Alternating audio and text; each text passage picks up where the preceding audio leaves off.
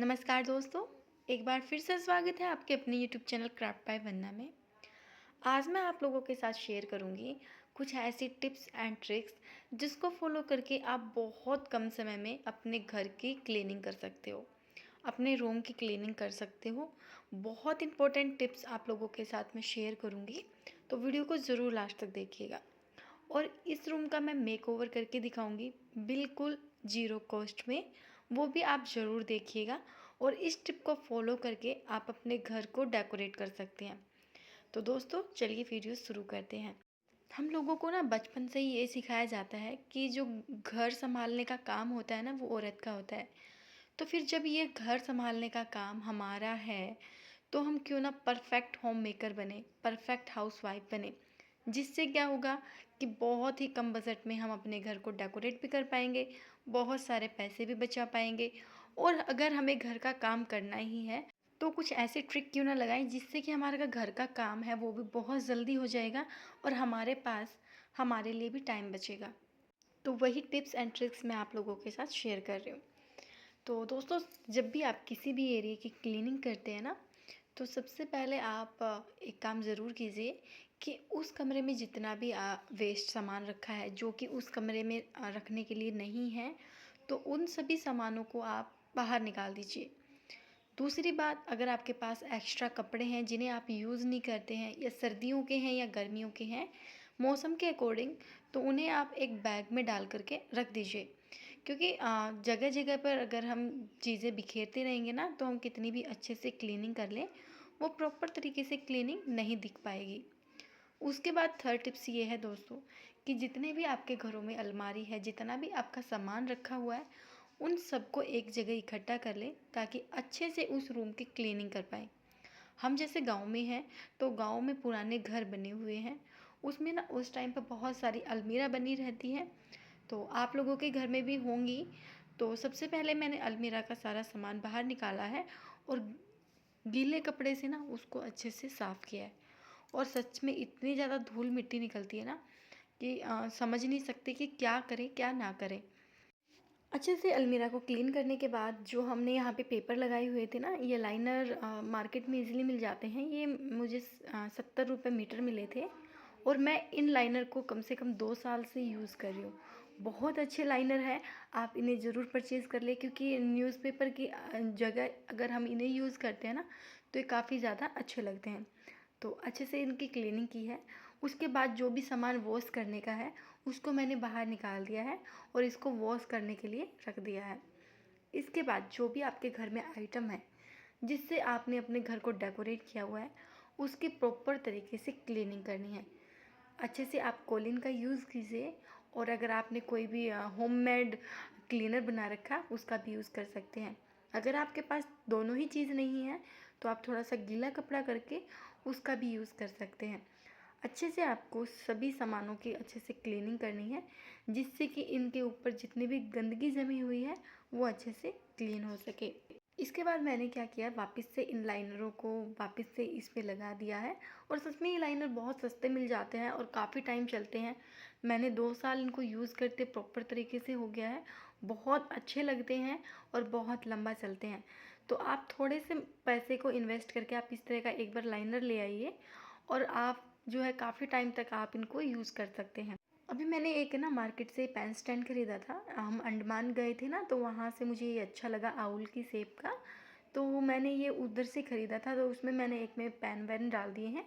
और एक मैंने वुडन का पेन स्टैंड ख़रीदा था जिसमें कि मैंने कॉम्ब वगैरह रख दी हैं। एक मैंने ये छोटी सी प्लास्टिक की टोकरी ली थी और ये मुझे 39 रुपीज़ की मिल गई थी। जो मेगा मार्ट होते हैं ना वहाँ से ईज़िली आपको मिल जाती है। देखिए, आप ना थोड़ा थोड़ा सामान सस्ता सस्ता सा बहुत मिल जाता है, तो एक साथ तो हम नहीं खरीद पाते हैं। लेकिन थोड़ा थोड़ा कोशिश कीजिए, जब भी आप मार्केट जाते हैं तो इस तरह का कोई भी सामान ले आएँ, जिससे कि घर थोड़ा सा ना ऑर्गेनाइज लगे, चीज़ें बिखरी बिखरी ना लगे, अच्छे से एक जगह सेट हो जाए, और जब भी हमें रिक्वायरमेंट हो तो हम जल्दी से उसको वहाँ से यूज़ भी कर सकते हैं। महंगी चीज़ें खरीदने की कोई ज़रूरत नहीं है। सस्ती चीज़ों से भी आप अपने घर को अरेंज कर सकते हैं, अपने घर को डेकोरेट कर सकते हैं। एक साथ भी सामान खरीदने की ज़रूरत नहीं है, आप थोड़ा थोड़ा सामान भी खरीद सकते हैं। अगर आपके पास कोई मार्केट बेस्ड प्रोडक्ट इस तरह के बकेट वगैरह नहीं है तो आप DIY भी यूज़ कर सकते हैं। मैंने बहुत सारे DIY अपने चैनल पर अपलोड कर रखे हैं जो कि काफ़ी ज़्यादा यूज़फुल हैं, आप उन्हें ज़रूर देख लीजिए और चैनल को ज़रूर सब्सक्राइब कर लीजिए दोस्तों, क्योंकि मैं ऐसे ही इंपॉर्टेंट वीडियो आप लोगों के साथ शेयर करती हूँ। और एक बात मैं आप लोगों के साथ शेयर करती हूँ, मैंने जितना भी इस रूम में डेकोरेट किया हुआ है, सामान ख़रीदा हुआ है डेकोरेशन का, बहुत कम प्राइस में मैंने इनको ख़रीदा हुआ है। 70 से 100 रुपये के बीच में सभी सामानों को परचेज़ किया हुआ है। बहुत कम प्राइस है। और अच्छे से सामान को सेट करने के बाद जब बेड थोड़ा खाली हो गया ना, तो फ़ैन की क्लीनिंग की है, क्योंकि जब तक रूम अच्छे से क्लीन नहीं होगा, अगर एक भी पार्ट आपका क्लीनिंग का छूट जाता है ना, तो वो रूम अच्छे से क्लीन नहीं माना जाता है। तो अच्छे से फ़ैन की क्लीनिंग की है एक बार सूखे कपड़े से, उसके बाद कोलिन की मदद से इसको अच्छे से क्लीन कर दिया है और बहुत अच्छे से ये क्लीन भी हो जाता है। तो अगर आपके फ़ैन बहुत ज़्यादा गंदे हैं ना, तो आप इस ट्रिक को फॉलो कर लीजिए। एक बार सूखा कपड़ा ले करके और एक बार कोलिन की मदद से आप अपने फ़ैन को क्लीन कर सकते हैं। उसके बाद अच्छे से बेड वेड को मैंने अच्छे से साफ़ कर लिया है। और बेडशीट ना वास्तव में बहुत ज़्यादा गंदी हो गई है, दिखा नहीं सकती कैमरे में, लेकिन बहुत ज़्यादा गंदी हो गई है। बेडशीट के नीचे आप जो बेडशीट देख रहे हैं ना, ये मैंने कवर बनाया है घर पे ही। मेरा जो बेड है उस पे सिर्फ एक सिंगल गद्दा है, तो इस गद्दे का मैंने 2 डबल बेडशीट को लेकर के उसका कवर बनाया है। दोनों बेडशीट का पैटर्न है वो अलग अलग है, ऊपर प्रिंटिंग अलग है, नीचे का प्रिंट अलग है। ऊपर मैंने कॉटन की बेडशीट यूज़ की हुई है, नीचे मैंने जो दूसरी वाली बेडशीट आती है ना, वो वाली यूज़ की है।